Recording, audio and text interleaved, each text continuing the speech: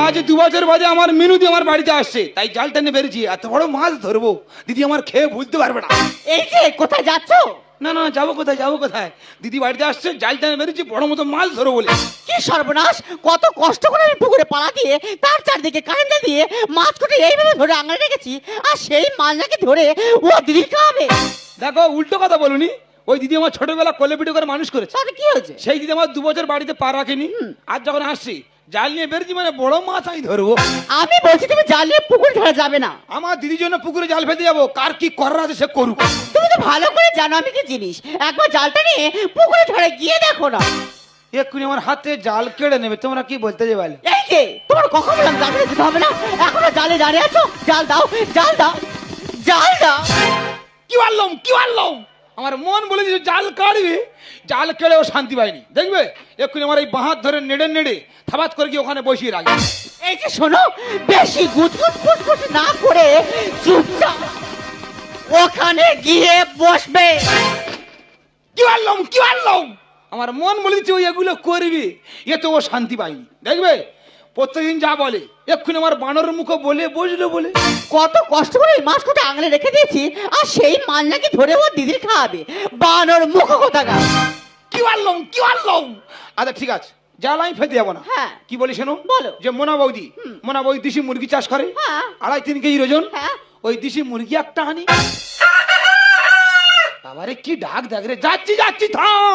উফ বাবা গো, কাল রাত থেকে হাতটা এত যন্ত্রণা করছে আমি তুলতেই পারছি না।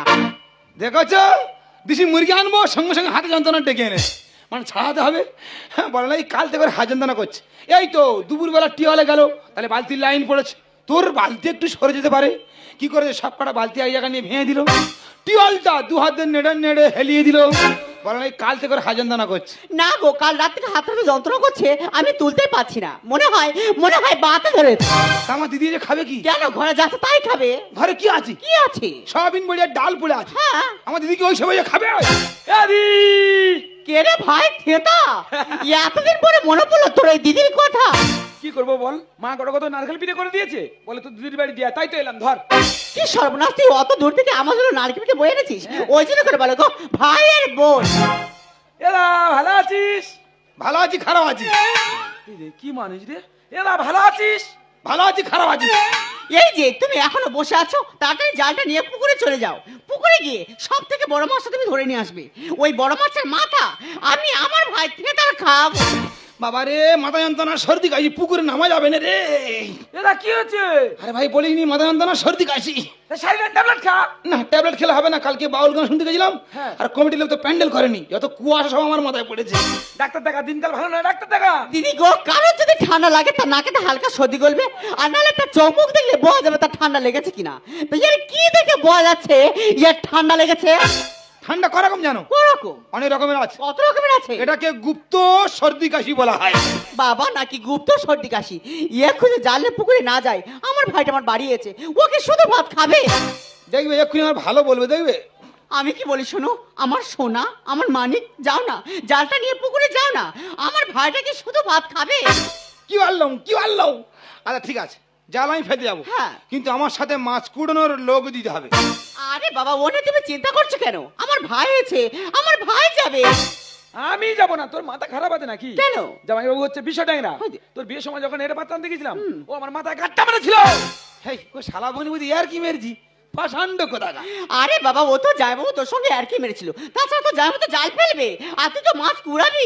ঠিক আছে বালতি দে। আজকের পুকুর পাড়ে জাল ফেলা হবে না, পুকুর পাড়ে খেলা হবে। আমার দিদি যখন মাছ খেতে পেলো না, ওর গোষ্ঠী না আমি কারোর মাছ খেতে দেবো না। এই তো কি ফুসফুস করছো, তাড়াতাড়ি যাও না। না বলছি কোন মাছটা ধরবো? বড় মাছটা তুমি ধরে নিয়ে আসবে। আচ্ছা ওই রুই মাছ ধরবো না কাতলা না গোল্ডেন ধরবো? আরে বাবা, ওদের মধ্যে যেই মাছটা বড় হবে সেই মাছটা তুমি ধরে নিয়ে আসবে। ঠিক আছে, চিন্তা করতে হবে, তুমি কাটাকুটি রেডি করো। হ্যাঁ, হ্যাঁ। আমি যাবো পুকুর পাড়ে দাঁড়াবো, একছানা জাল ভাগিয়ে দেবো, পুকুরে সেরা মাছটা তুলে নিয়ে চলে আসবো। হেতা চ। বাবা, অনেক কষ্ট করে দুজনকে পাঠালাম, আমি আর দেরি করবো না।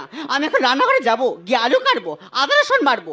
আর দিদিকেও আমাদের বেগুন গাছে এরকম গুলে গুলে সাদা বেগুন হয়ে আছে, ওই বেগুন তুলে পিস পিস করে কেটে ওই বড় মাছ দিয়ে ঝোল করলে যা লাগবে না, একদম মজে যাবে।